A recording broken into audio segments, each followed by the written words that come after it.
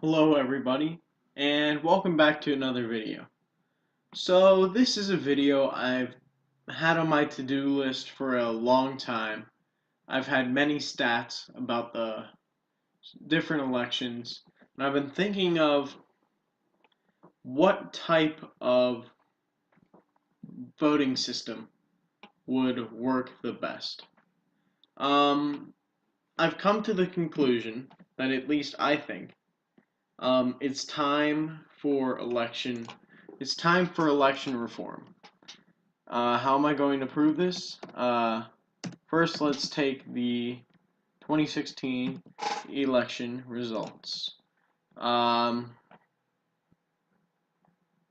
let's take a look through probably my favorite political site. It's either 270 to win or 538. Um, but yeah, so I even think I think the Electoral College is pretty crap. I think sometimes it's okay. I don't know how much of it we should keep, how much we shouldn't. Um, but one thing I don't like is that electors can vote for other candidates than who were they supposed to vote for. For an example, in 2016 alone, one person from Hawaii voted against Hillary. Two people in Texas voted against Trump. I think there might have been three or four people who voted against Clinton in Washington. I don't really like how they do that. Um, if you have certain things in place, if you have, the least you can do is follow it. That'd be really nice. Um, so uh, the type of election I think would be best would be what is either called instant runoff voting, or also known as the alternative vote. Where the best way I can explain this, CGP Grey made a superb video explaining how the instant runoff voting worked. Um, he usually calls it the alternative vote system. I would highly recommend checking out his videos for a more in-depth explanation. However, um, what you do is the candidates that are on the ballot, instead of going in and clicking, let's take 2016 for an example. You go into the ballot box and you see Trump, Clinton, Johnson, Stein. Let's say you see all five. Trump, Clinton, Johnson, Stein, McMullen. You might even see um, I'm blanking on the party right now, but I believe it's the Constitution Party. Let's say you go in and you see all six. If you were to vote today, you would just pick one and say, this is who I want the most. Not considering who would I rather have, or who would I, if they wouldn't win, who would I rather have win? It's just, no, I want this person. And what this creates is strategic voting. People vote a lot using the lesser of two evils argument. They tell anyone that would vote for any of these three would be like throwing away your vote. Like, why would you vote for them? They can't win.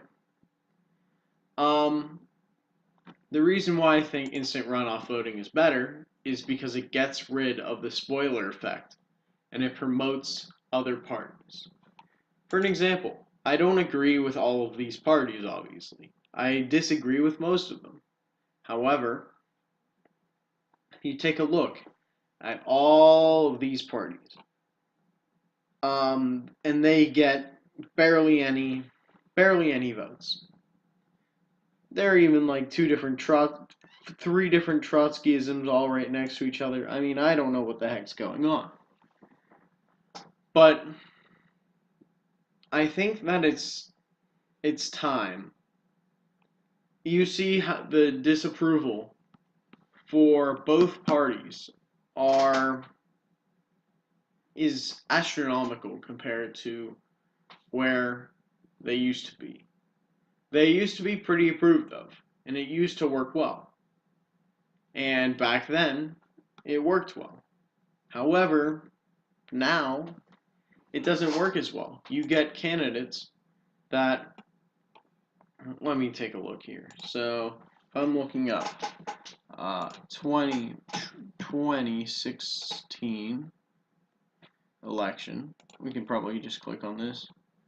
Wikipedia. Yeah, let's go into Wikipedia real quick. I think Wikipedia is a decent source. And you take a look at, let's find the popular vote in here, shall we?